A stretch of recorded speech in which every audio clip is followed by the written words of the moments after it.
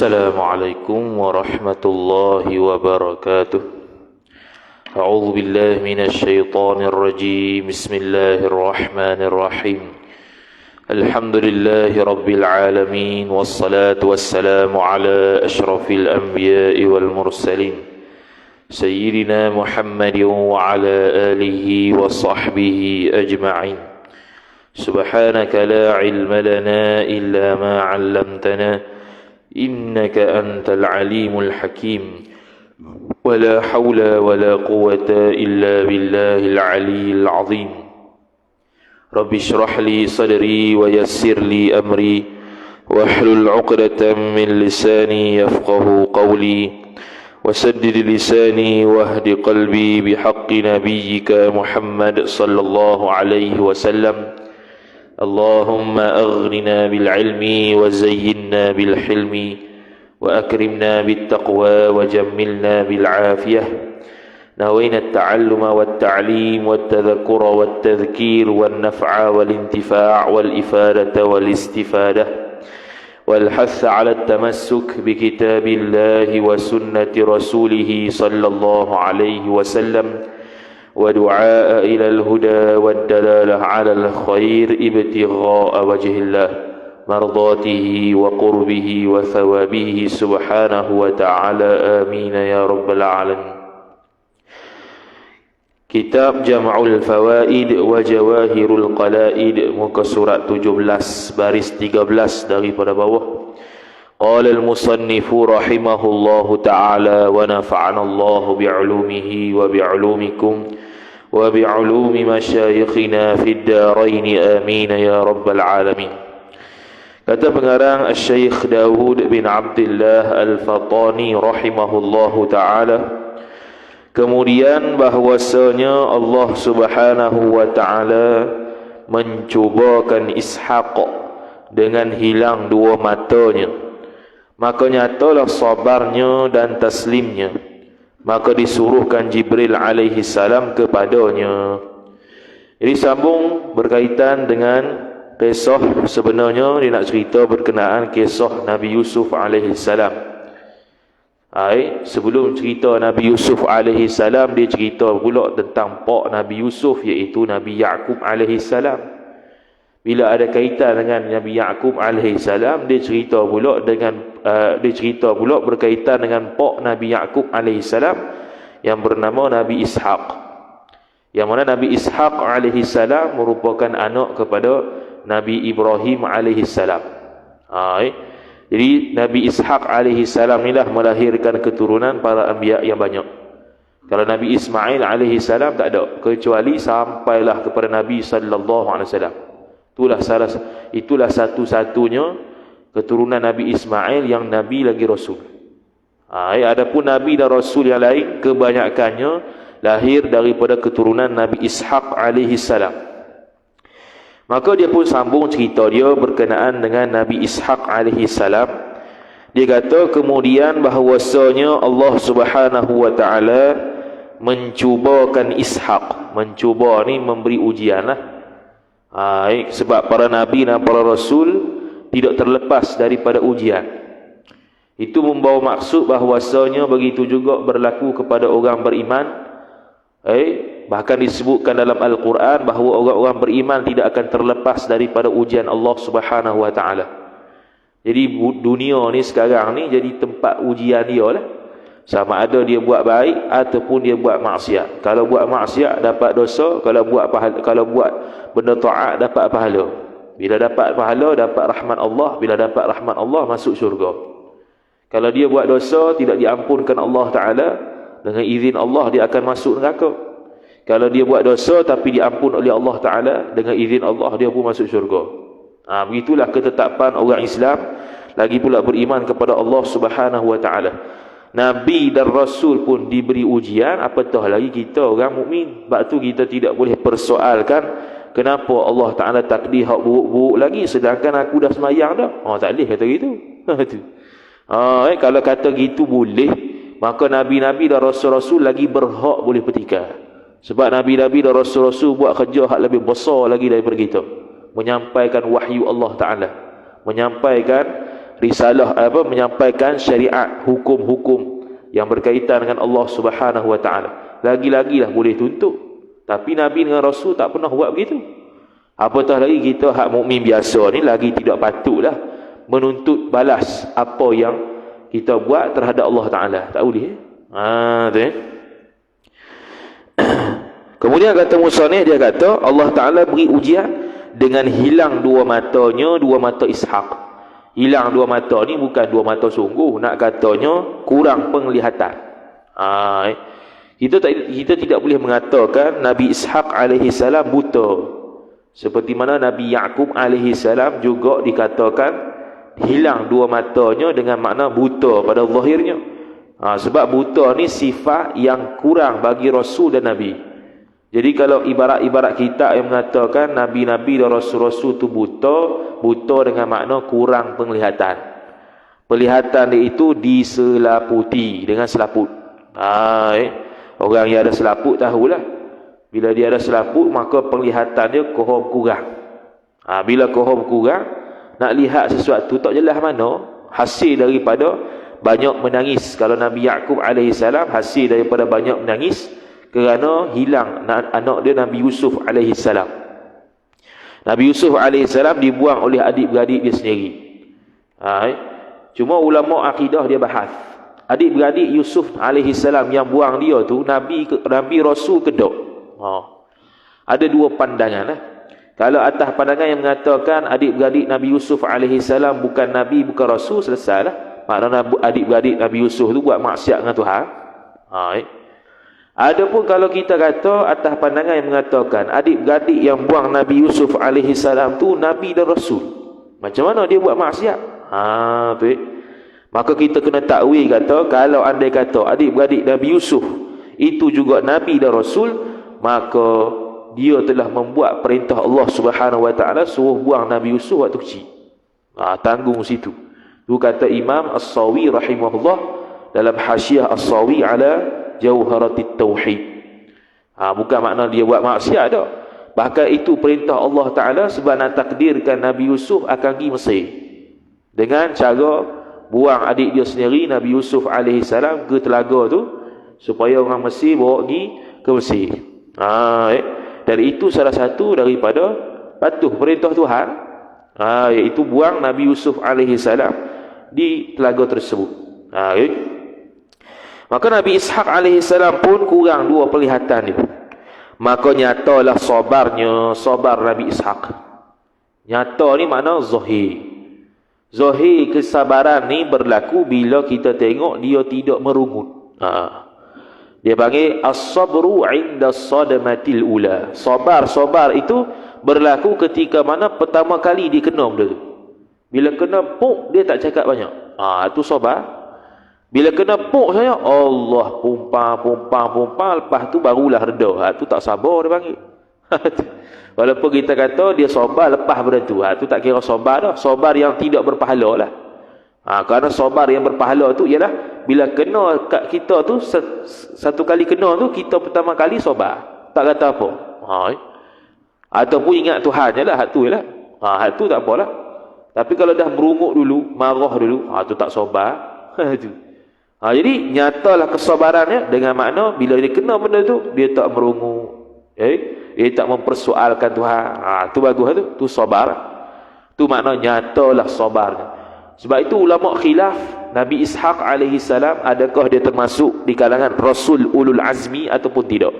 Ulama khilaf. Dalam kitab Qatrul Ghaith Syarah Masail Abil Laith, Syekh Nawawi Al-Bantani rahimahullahu taala sebut pandangan mu'tamadnya Nabi Ishak AS tidak termasuk dalam kalangan Ulul Azmi. Yang mu'tamad 5 saja. Nabi SAW, Nabi Ibrahim AS, Nabi Musa AS, Nabi Isa AS, Nabi Nuh AS. Itu Rasul Ulul Azmi. Ulul Azmi ni Rasul yang diberikan ujian, dan ujiannya dahsyat lah, dan tahap kesabarannya pun dahsyat juga. Itu Rasul Ulul Azmi. Dan taslim Nabi Ishak. Taslim ni serah diri ke Tuhan. Sallama yusallimu tasliman. Kalau macam Islam tu serah diri juga. Aslama yuslimu Islam. Menyerah diri Islam ni menyerah diri kepada Tuhan, nisbah kita turut perintah Tuhan. Taslim menerima juga, menerima ketentuan Tuhan. Dia menerima ketentuan Tuhan bahawasanya dia hilang dua matanya ataupun kurang penglihatannya. Maka ini menunjukkan kepada kita bahawasanya kalau kita diberikan Allah ujian penyakit, maka tidak perlulah kita mempertikaikan Allah Subhanahu Wa Taala, kerana itu hak dia. Dia nak bagi kita sakit untuk dapat pahala sobat. Sebab kita kurang pahala, dia bagi sakit. Ni kau buat dosa pula. Kau sakit, kau buat dosa. Jeng itu. Dia bagi sakit supaya kita sabar dapat pahala banyak sikit, sebab kita kurang dapat pahala. Ni kau buat maksiat lagi. Lagi kurang, lagi jeng gitu. Ataupun tidak sabar, mempertikaikan Tuhan pula. Aku dah buat baik dah, kena juga penyakit Covid. Jeng gitu. Tak boleh. Itu perkara-perkara yang perlu dielokkan, kerana Nabi dan Rasul pun tak buat begitu. Apatah lagi kita orang biasa. Maka disuruhkan Jibril alaihi salam kepadanya, kepada Nabi Ishaq. Disuruh ni mana suruh gi. Allah Ta'ala suruh gilah jumpa kepada Nabi Ishaq alaihi salam, cakap sebentar. Maka dia kata, maka berkatalah Jibril alaihi salam. Jadi setiap perkara yang berkaitan dengan Nabi dengan Rasul, untuk berbicaranya malaikat Jibril lah. Dia pengutus wahyu Allah Ta'ala. Dan sekarang ni tak ada Nabi, tak ada Rasul, Jibril pergi mana? Jibril ada lagi. Jibril antara tugasnya lagi ialah meniup ruh. Dalam surah Al-Qadr disebutkan tanazzalul malaikatu warruhu fiha. Tanazzalu dengan makna tanazzalu dengan makna tatanazzalu. Dia fi'il mudhari' kalau mengaji kaedah bahasa Arab lah. Fi'il mudhari' yang dihazahkan ta di depan. Jadi tanazzalul malaikatu warruh, telah turunlah segala malaikat dan ruh. Ruh tu apa dia? Ruh turun sekali ke? Bukan ruh tu. Tu Syekh Nawawi Al-Bantani rahimahullah sebut dalam kitab tafsir dia Marah Nabi, disebutkan ruh itu ialah malaikat Jibril. Sebab apa dipanggil ruh? Sebab dia yang tiup ruh.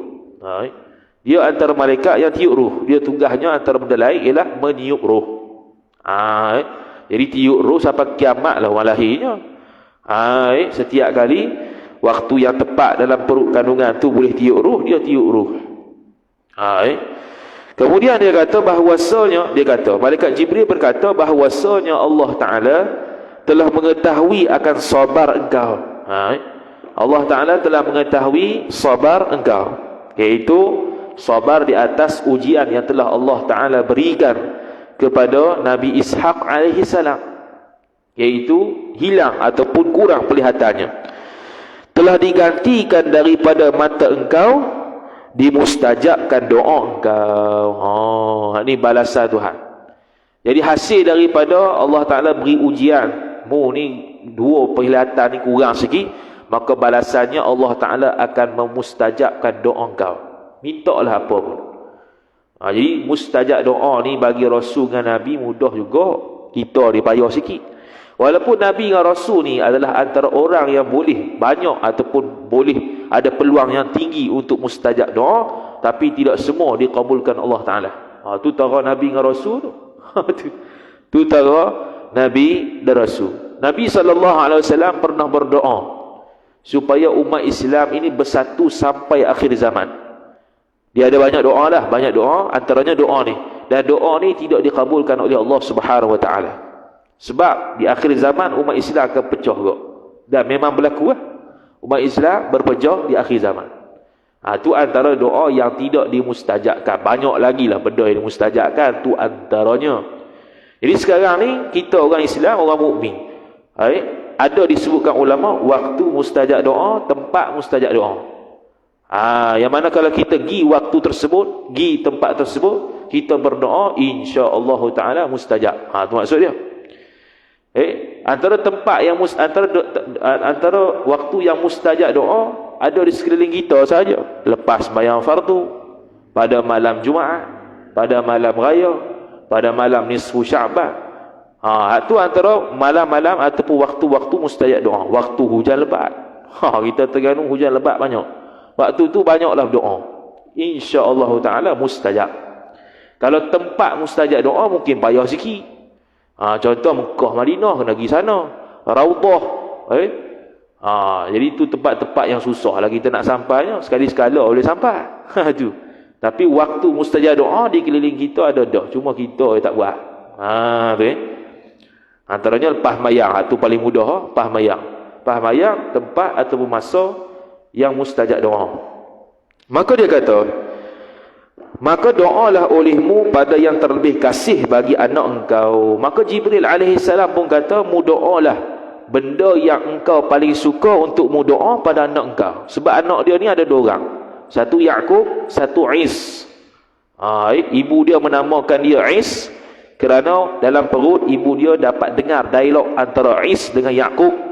Yang mana Is ni nak keluar daripada tulang rusuk mak dia. Sebab dia nak keluar dulu. Nabi Yaqub tak bagi.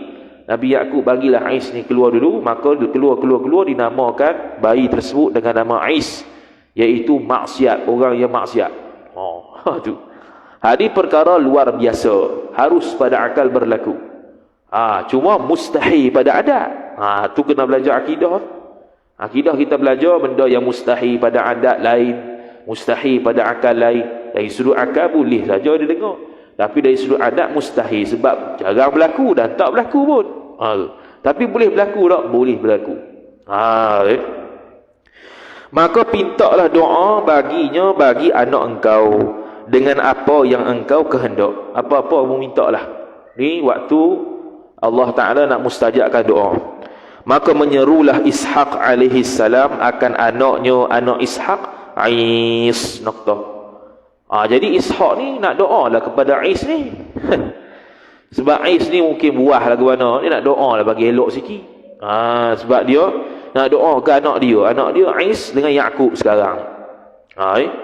Berkata ia Ishaq, hei anakku, pergilah berburu. Dia suruh buru. Sebab apa? Sebab Is ni antara hobi dia ialah berburu. Berburu ni tangkap binatang lah. Tangkap binatang, berburu di hutan ke di mana-mana lah untuk tangkap binatang. Jadi antara hobi Is ni ialah berburu. Dia suruh berburu. Kemudian engkau bakar bagiku daripada dagingnya, daging buruan tersebut. Lepas mu buru tu, mu masak lah, mu panggang, mu bakar untuk aku makan dagingnya. Dia suruh anak dia ni, Nabi Ishaq alaihi salam. Maka bahwasanya aku ingin memakan akan dia, akan daging tersebut. Nabi Ishaq pun kata, aku teringin nak makan daging bakar ni. Mugi buru, mugi bakar, aku nak makan. Tu. Kemudian engkau datangkan daku, lepas mu siap bakar tu, mu datangkan kepada aku untuk aku makanlah. Noktah. Maka apabila sudahlah selesai keinginanku, belum lagi ni dialog Nabi Ishaq lagi. Maka apabila sudah selesai keinginanku, aku meminta doa bagi kamu Is. Jadi sekarang ni dia nak doa kepada Is, tapi sebelum doa tu dia suruh buat satu benda dah. Dia suruh pergi buru dulu. Lepas buru dapat datang bakar, lepas tu bawa datang ke dia, Nabi Ishaq nak makan. Lepas aku selesai hajat makan tu, aku nak doa lah padamu ni. Tu dialog Nabi Ishaq alaihi salam. Maknanya Nabi Ishaq alaihi salam memilih Is untuk didoakan kepadanya berbanding Yaqub. Tapi sekali ibu dia tak setuju. Tak setuju dalam hati je lah. Ibu dia suruh Yaqub yang buat seperti mana pak dia suruh. Sebab Ishaq sekarang ni tak nampak maknanya kurang perlihatan siapa yang berada di depan dia ni. Sekali dia akan sebut, mak dia suruh Yaqub pergi cari kambing yang serupa macam Is cari.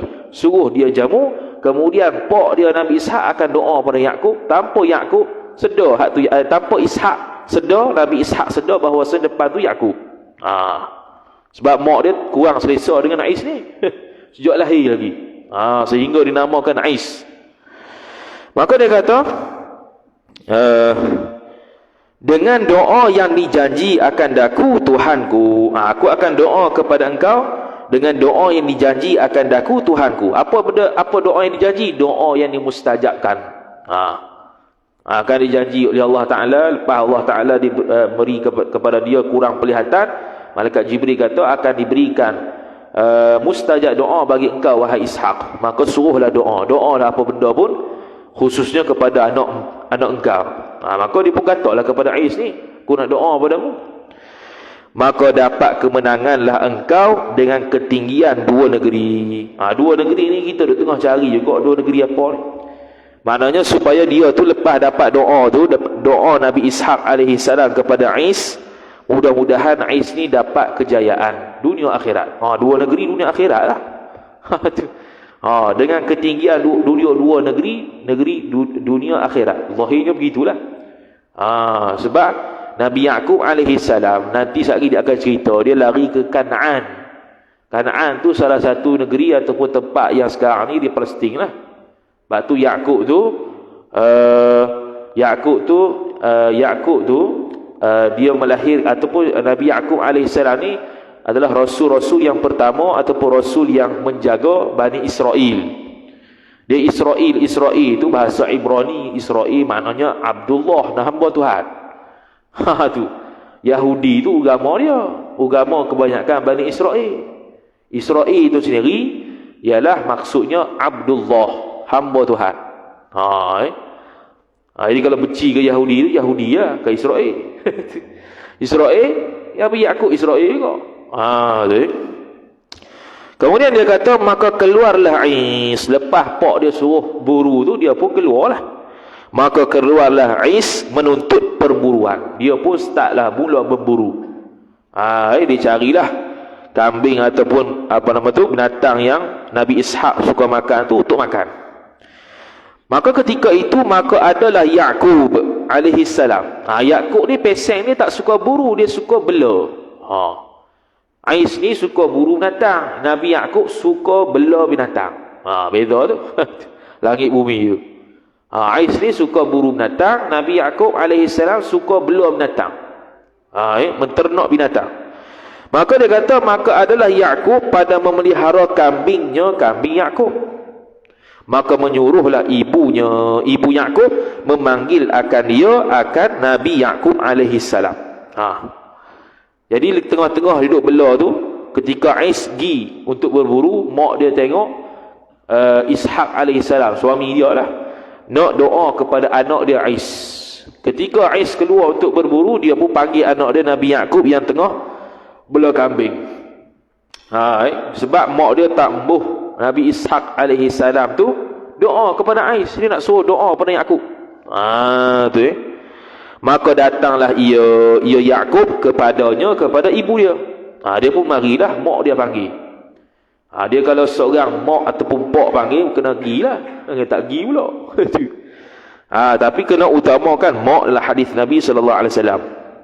Maka berkatalah ia Nabi Yaqub, berkatalah ia ibu Nabi Yaqub. Dia kata, pergilah olehmu, ambil satu kambing yang terlebih baiknya kambing.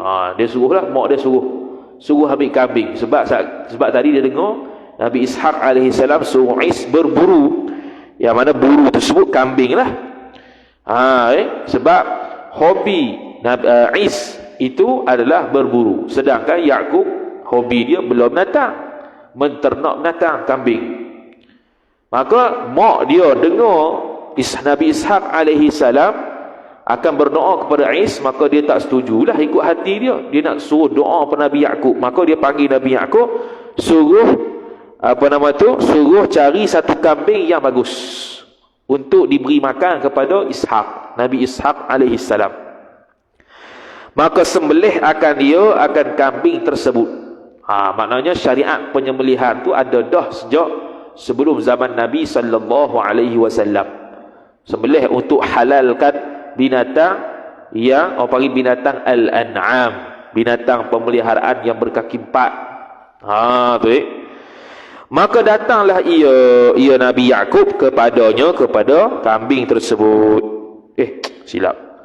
Kemudian engkau sini dia payah sikit dia punya kitab ni, dia punya bahasa dia. Tengok dulu. Kemudian engkau kulitnya. Tiba-tiba engkau kulitnya. Ni mungkin jatuh ni. Kena cari nuskhah asal. Mungkin jatuh lah. Kita tengok dulu. Engkau kulitnya kulit kambing, dan jadikan kulitnya kulit kambing tu jahit di atas belakang engkau. Okey, dia suruh buat apa ni? Dia suruh ambil bulu kambing tu lekat di belakang tubuh Nabi Ishaq alaihi salam. Sebab apa? Sebab Ais tu dia banyak bulu. Hai, Ais tu adik, nak kata adik, abang dia lah, sebab dia keluar dulu. Ais tu dia banyak bulu di belakang badan dia. Supaya sat lagi kalau dia pergi kepada Nabi Ishaq, dia belai ke belakang tu, dia berasa hak ni Ais sungguh. Sebab nak doa pada Ais. Nabi Yaqub ni tak ada bulu sangat.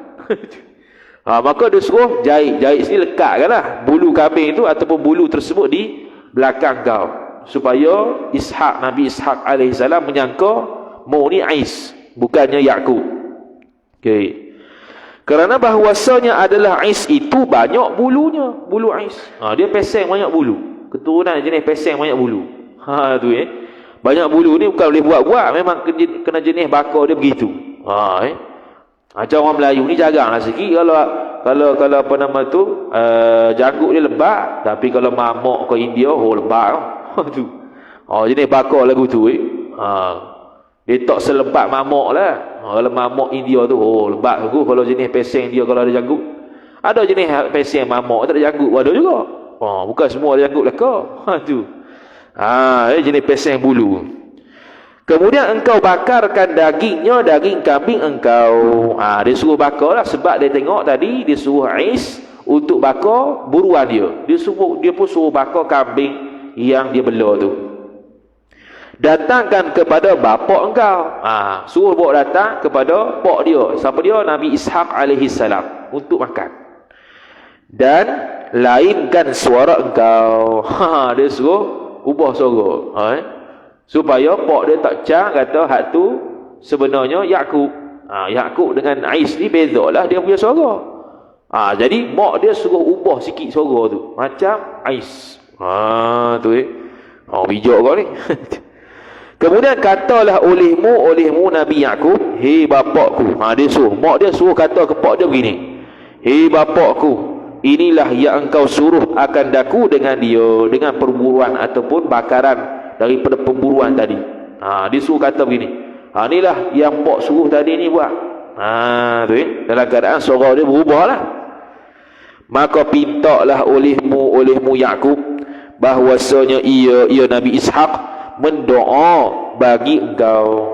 Maka dia suruh kata juga, lepas dah beri dah pemburuan ataupun makanan kambing tadi, mintalah pula doa daripada pak engkau. Kerana pak engkau tadi jumpa dengan Jibril suruh doa, sebab digantikan dengan penglihatan dua mata dia hilang, digantikan dengan doa yang dimustajabkan. Dan malaikat Jibril alaihissalam memberikan cadangan untuk berdoa kepada anaknya, tanpa ditentukanlah anak dia Ais ke Yaqub. Cuma Nabi Ishaq pilih Ais. Mak dia tak setuju, dia suruh Nabi Yaqub buat apa yang Ais disuruh buat oleh pak dia. Maka dapatlah kemenangan engkau dunia dan akhirat. Sini dua negeri tadi tu. Sakut kita baru dapat dua negeri ni bila mengajar. Kalau duduk balik rumah tadi, yang penting lah dua negeri. Lu carilah dua negeri, kut-kut lah negeri tempat dia kalau ke mana ke.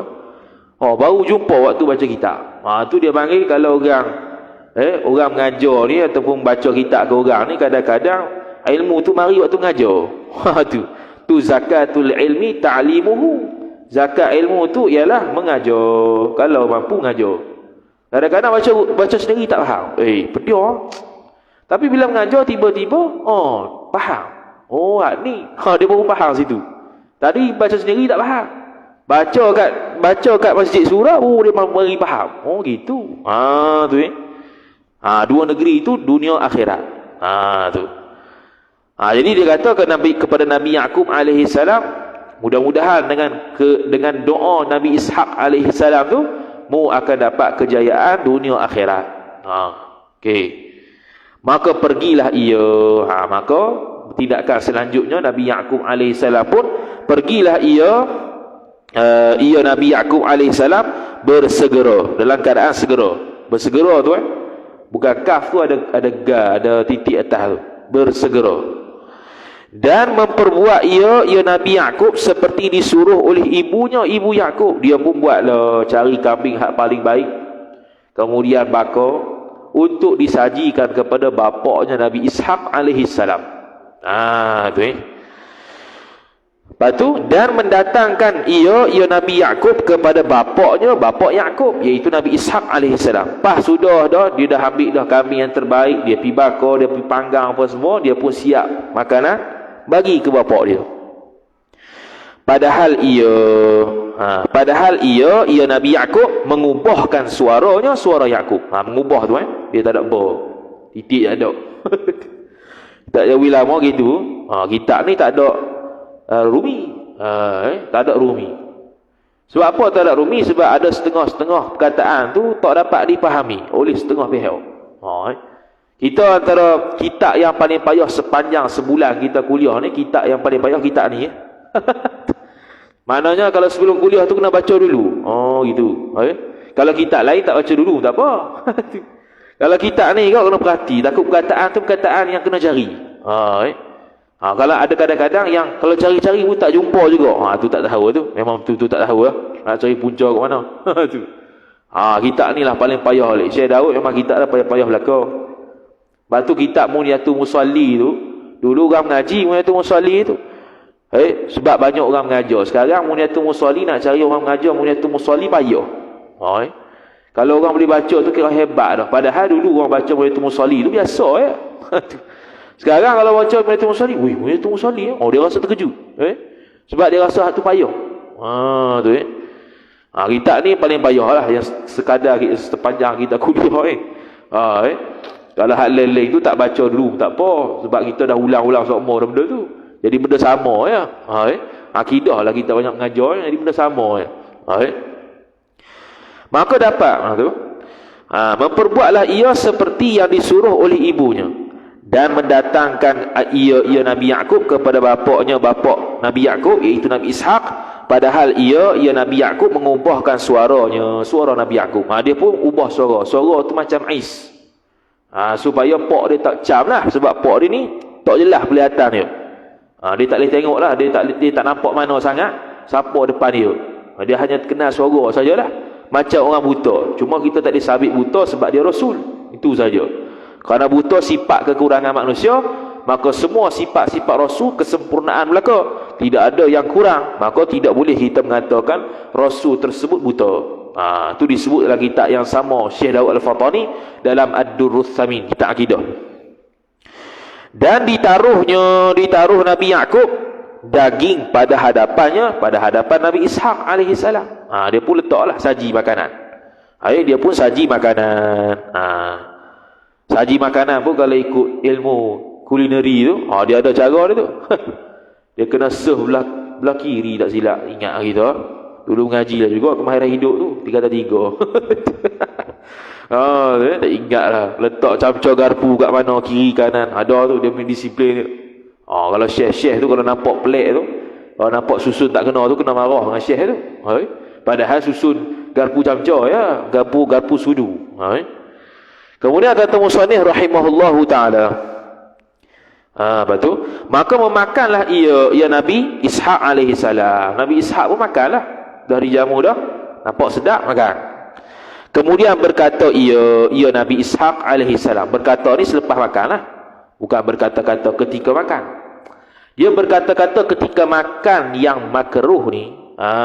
Yang makruh ialah kita berkata-kata ketika sedang mengunyah makanan. Sama jugalah. Nak beri salam kau jawab salam kau, pastikan makanan tersebut sudah ditelan, barulah bercakap. Yang makruhnya bercakap ketika sedang duk kunyah makanan. Duk kunyah gurau-gurau cakap. Tu makruh. Tersedak baru tahu. Tersedak tu tak apa, tersedak mampu mati terus habis kita. Hak tu yang makruh. Kalau dah telan dah, nak sembang pula, tak apalah. Dia panggil makan tu disunatkan ramai-ramai. Bila ramai-ramai mesti bersembang, tapi bersembang selepas ditelan makanan. Mana makanan belum ada di mulut. Kalau nak sembang juga kena telan dulu, lepas tu cakap. Lepas tu makan pula. Kunyah, telan, baru cakap. Begitu. Bukannya bercakap sambil kunyah.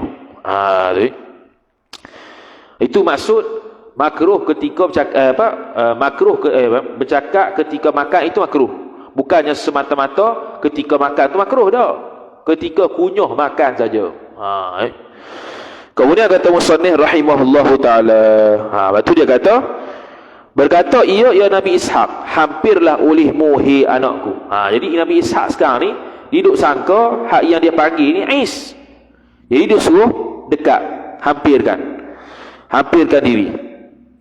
Maka jadilah tangan Nabi Ishaq meraba-raba atas Nabi Yaqub. Meraba tu tempat yang dia suruh mak dia tadi letak bulu kambing tu. Sebab Ais ni jenis bulu banyak. Tu Jadi pun dia teraba-raba. Sebab apa teraba-raba? Sebab pelihatannya kurang. Maka didapat Nabi Ishaq banyak bulu. Ataupun didapat Nabi Yaqub tu banyak bulu. Dia pun tahulah. Lepas dia raba-raba tengok, banyak bulu ni, betul dah Ais ni. Padahal hak tu Yaqub disuruh mak dia untuk lekatkan bulu binatang kambing tadi supaya dia lebih banyak bulu. Kemudian berkatalah maka berkata ia Nabi Ishaq alaihi salam, subhanallah, rasa-rasa Ais. Rasa-rasa hak ni Ais dari bukan Yaqub ni. Tu. Rasa-rasa Ais dah sebab bulu banyak. Dan bahu hak yang dia pegang ni bahu Yaqub. Sudah. Bahu macam bahu Yaqub, tapi ni sebuah bulu macam Ais pula. Sudah. Lepas tu dia syak lah. Bila syak, mari masuklah mak dia. Bagi sokongan. Maka berkatalah ibu Nabi Yaqub, ialah anak engkau. Yang ni ialah orang yang ada depan kau ni, ialah anak engkau. Anakmu lah. Dia tak kata anakmu Ais. Tengok cara mak dia cakap. Lapik anakmu lah tu. Dia tak kata anakmu Yaqub kau Ais ke tak. Tu Andai agak tu. Maka doalah olehmu Nabi Ishaq akan orang yang depanmu. Orang yang depan tu Yaqub lah. Tapi sangkaan Nabi Ishaq sekarang ni dia syok. Nak kata Ais tak Ais. Nak kata Yaqub tak Yaqub juga. Bahu macam Yaqub, bulu macam Ais. Ke mana ni? Sudah. Maka mak dia pun masuklah celah-celah tu, kata, itulah anakmu, doalah ke dia. Dia tidak tentukan anak dia Ais ke Yaqub ke, dia tak kata. Kalau dia kata anakmu lah Ais, tu makna dia bohong. Tu orang panggil kalau nak cakap benda yang kita tak mau cakap benda betul, dia panggil ada hilah, dia panggil. Hilah cakap panggil. Dia tak panggil menipu lah tu. Dia panggil hilah. Betul tak anak dia? Betul lah. Tapi dia tak tentukan Ais ke Yaqub. Tu Maka menyapulah ia Nabi Ishaq di atas belakang Nabi Yaqub alaihissalam tu lah, yang dia sangkakan Ais. Dan berkatalah ia Nabi Ishaq alaihissalam, hei Tuhanku, jadikan anbiya. Jadikan Nabi Yaqub ni Nabi. Patut jadi Nabi.